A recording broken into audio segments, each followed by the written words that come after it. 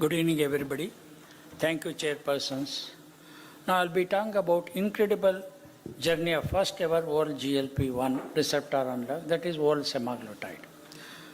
When you look at the journey of any development of molecule, you will see how long it takes and how difficult it is.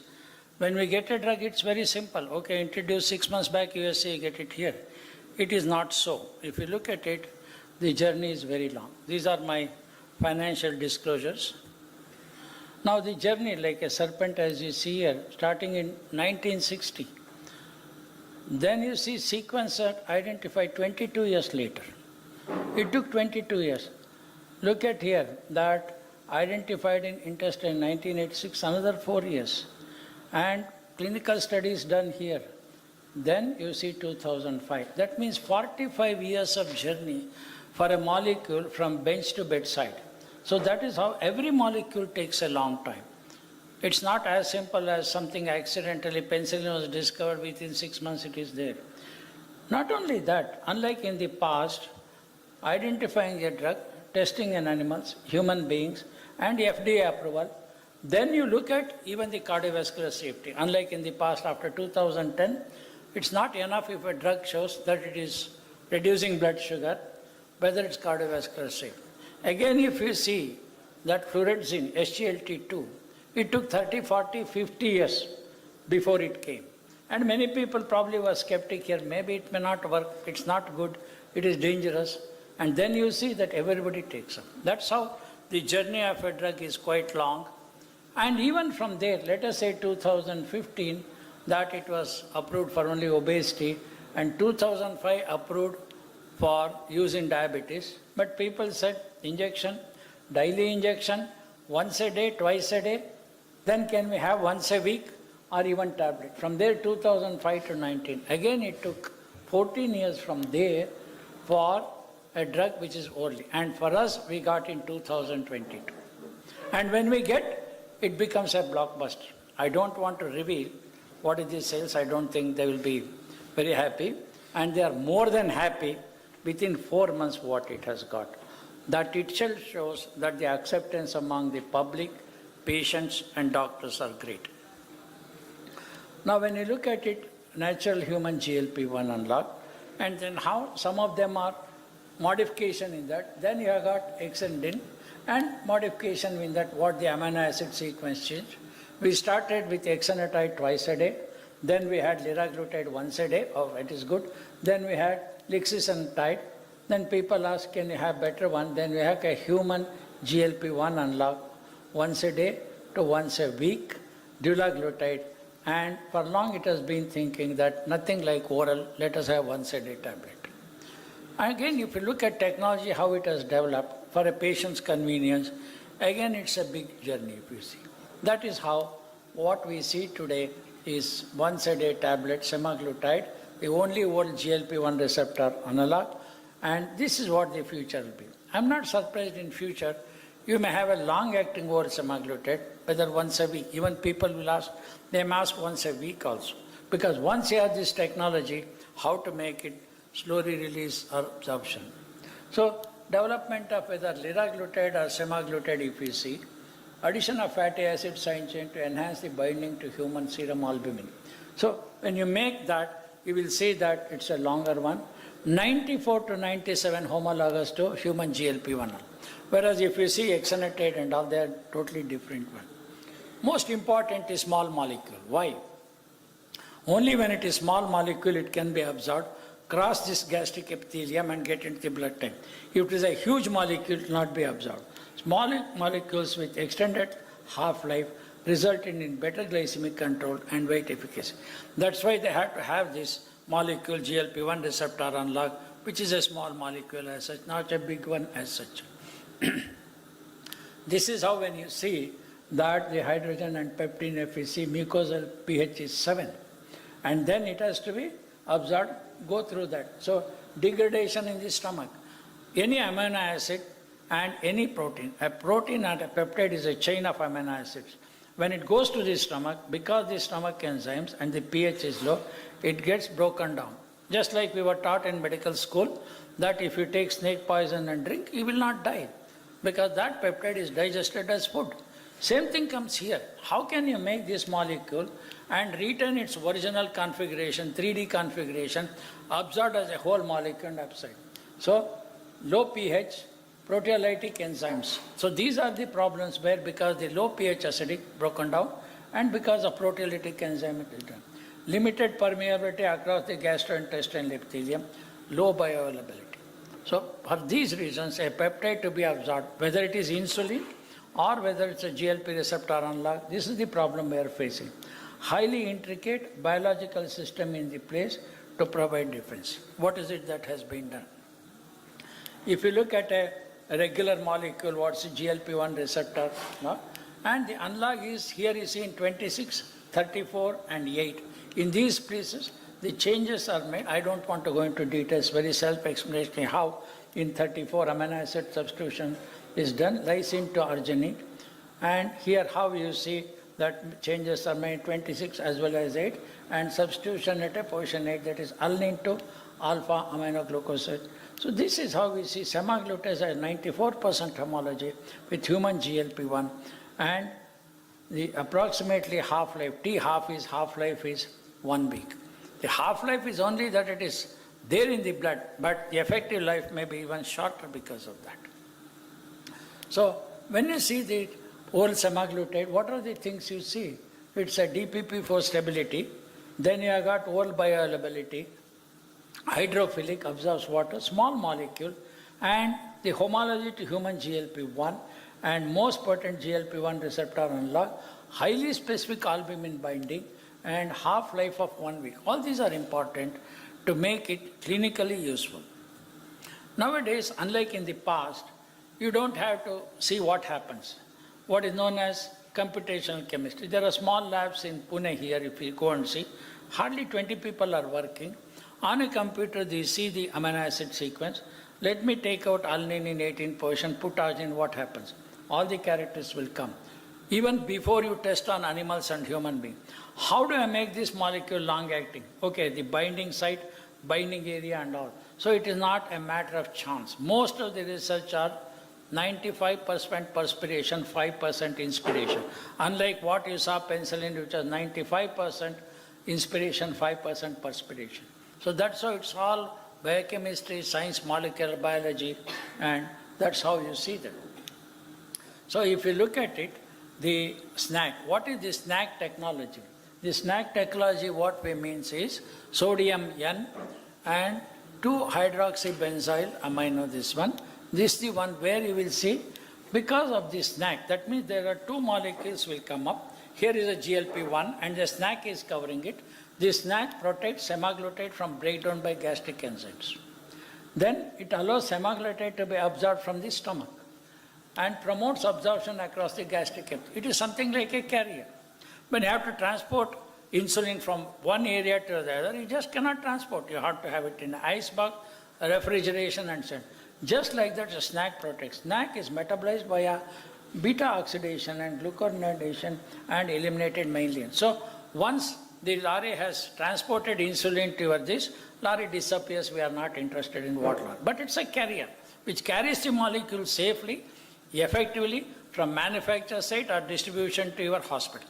That is exactly what the snack is. But it is not as simple as a lorry carrying it. Why? Because snack should have other characters also. I'll show you how in future it will does. If you look at semaglutide and liraglutide absorption after oral dosage, as you see here, this is what is semaglutide absorption, and you see liraglutide here. So time since distribution, how it varies between the two molecules. Now look at next generation innovation, development of oral semaglutide tablet. This is semaglutide, this is snack, this is insulin, something like this is a lorry which carries it.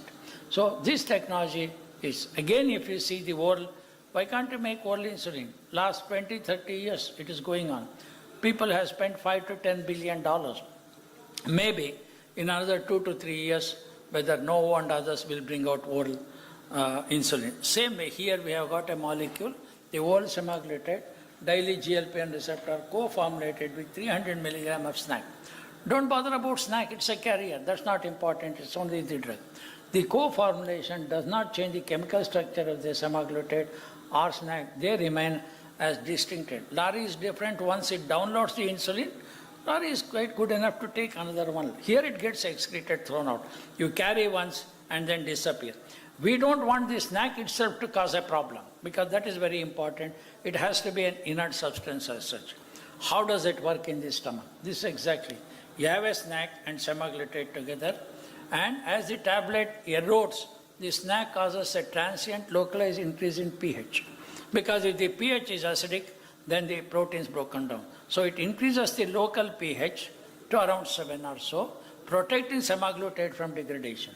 And that is how you see snack facilitates a highly localized absorption of semaglutide across the gastric mucosa in a concentration-dependent manner via effects of transcellular pathway. Don't think 100% is absorbed. Just like oral also or inhaled, there are problems of it. The absorption may be less.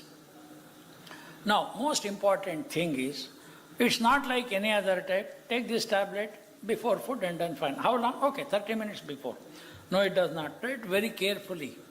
Take when you wake up on an empty stomach. You need at least 8 hours of fasting. It is not that you have food 4 o'clock, get up at 6 o'clock, have it. So 6 to 8 hours of fasting. Wake up and take your semaglutide tablet straight away with half a glass of water, 120 ml. Sir, some Baba Swamiji has said, you drink every day 3 liters of water, then only the stomach will clean away. Don't do all that for this. Because if you take 1 liter, 2 liter, 3 liter, it's not going to work. Because our patients believe Babas and Swamiji more than doctors and all. And somebody says, no, I can't drink so much of water. I'll have 1 sip of water. No. Why this? For an ideal condition, 120 ml of water. That means half a glass of water.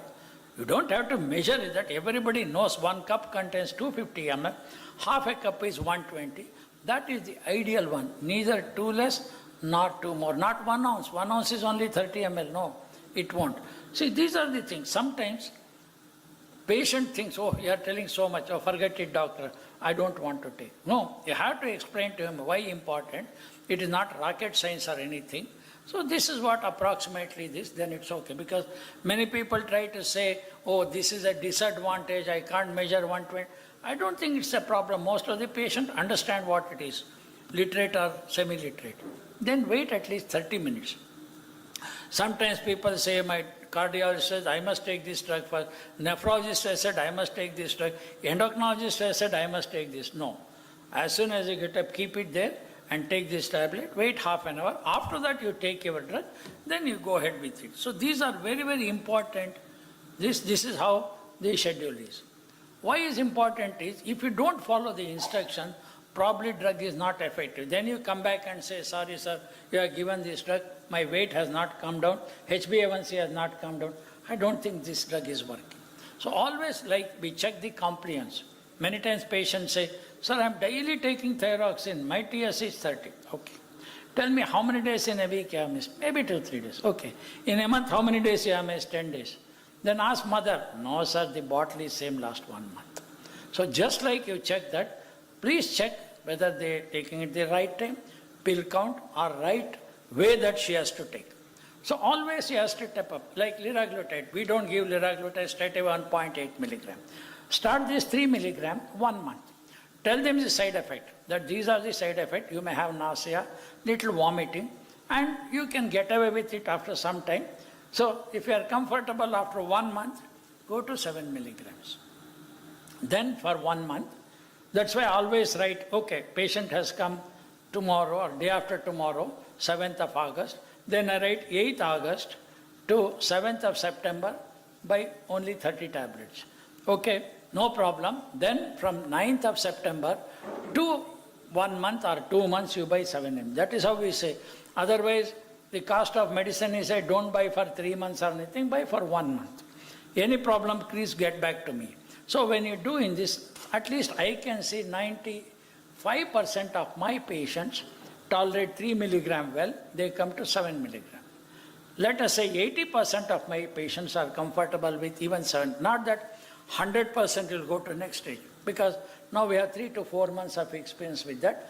If they tolerate 7, then only go to 14 milligram, which is the probably today is the ideal dose to best delivery.